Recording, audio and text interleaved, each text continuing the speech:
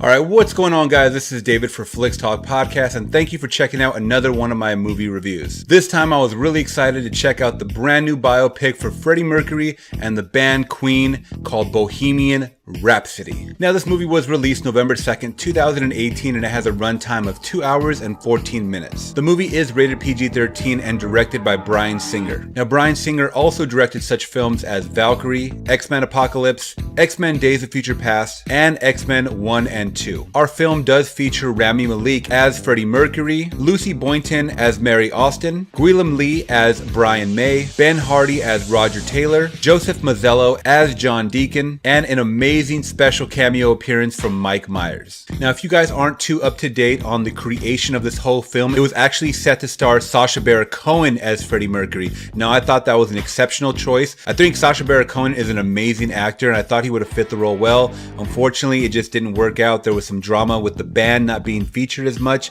as they were in this film, and so I kind of went into this movie not really knowing what to expect, but you know what? I was pleasantly blown away. This is definitely one of those top movies of the year that I gotta put up there, close to A Star is Born, which I saw recently. Now, a quick synopsis for Bohemian Rhapsody. A chronicle of the years leading up to Queen's legendary appearance at the Live Aid 1985 concert. Now, despite that synopsis, there's a lot more going on in this film that it's kind of led to believe, especially from the trailer. Now, once this movie starts, I mean like 10 minutes in, it kind of flash forwards to their whole life as rock stars. That was the one thing I didn't really like seeing, was kind of Freddie Mercury just being thrown into this rock star role instead of kind of exploring his more, backstories of him just kind of grinding as a regular human being. Instead, we just kind of see him progress a little too quick, but even at 2 hours and 14 minutes, I wouldn't chop anything down from this film. I really enjoyed it overall, and I'm glad they actually focused on the full band of Queen instead of just the face of Queen, which was Freddie Mercury. Now, right off the bat, Rami Malek, I don't know any of his work. I know that he's in Mr. Robot, but I haven't seen any of those episodes. So other than that, I really didn't know what to base this guy's acting ability off of, but he fit this role perfectly. He nailed the look of Freddie Mercury, the mannerisms. From what I've saw from interviews and performances, he totally nailed it, spot on. He did an amazing job. Overall, it was just a great casting choice. If it wasn't Sacha Baron Cohen, I'm so glad they went with Rami Malek. Now, Freddie's lifelong love partner in this movie was Mary Austin, and I thought that their chemistry was so beautiful. I didn't even know he actually had a relationship with a woman prior to this, because if you guys don't know, Freddie Mercury did come out as gay. He was living as a gay man his whole life, but he also had a female companion along the way who really supported him, and I thought the interaction between them was amazing. It was extremely beautiful, and I'm so glad that she kind of rode with him the whole way from beginning to end, and it was just an amazing blossoming love that I can't even describe. They captured it perfectly, and I think that's what made me love this movie so much, is the realness between these characters, because throughout the journey, just like with A Star is Born, you have things like jealousy, you have drug abuse, you have people that want to just kind of steal the spotlight from everybody else, so you have everyone kind of fighting for their chance to be on main stage. So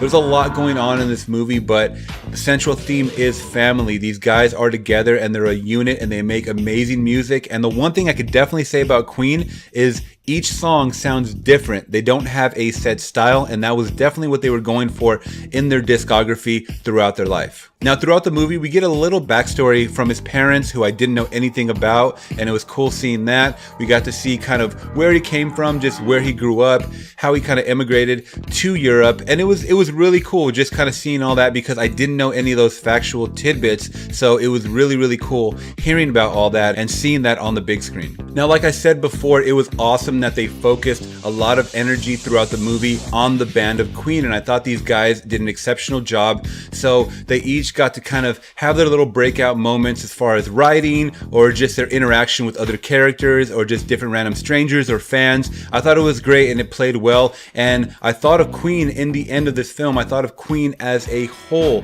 and not just as Freddie Mercury, and I think that's what this film really set out to do, and actually achieve that. And it's kind of hard to do, especially when you kind of have the main focal points. Like, for example, if you were to do a Jackson 5 movie, a lot of people would have their eyes on Michael Jackson, who was kind of like the forefront, the voice of Jackson 5, and that's what you remember, especially him after in his solo breakout career. Now, that being said, I don't know if a lot of you guys knew that Freddie Mercury actually had a little bit of a solo career after the rise of Queen, so we actually get to focus on that a couple of years, and it's really, really cool because, like I said, I didn't know a lot of this stuff that was going on. I knew he had his own solo stuff, but I didn't know kind of how we got to that point, so it was really, really cool because keep in mind, all this stuff was happening in the 70s and the early 80s, and I wasn't even born yet, and a lot of you guys weren't born either. So overall, guys, I think they totally nailed this picture. It was very entertaining. Even though it was over 2 hours, I had fun with it. There was a lot of music, especially in the last act, the last 20 minutes, I believe what it was.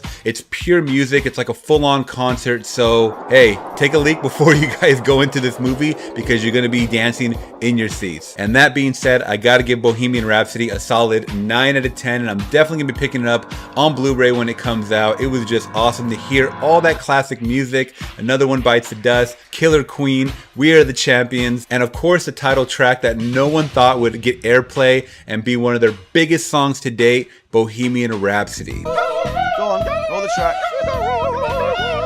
Who even is Galileo?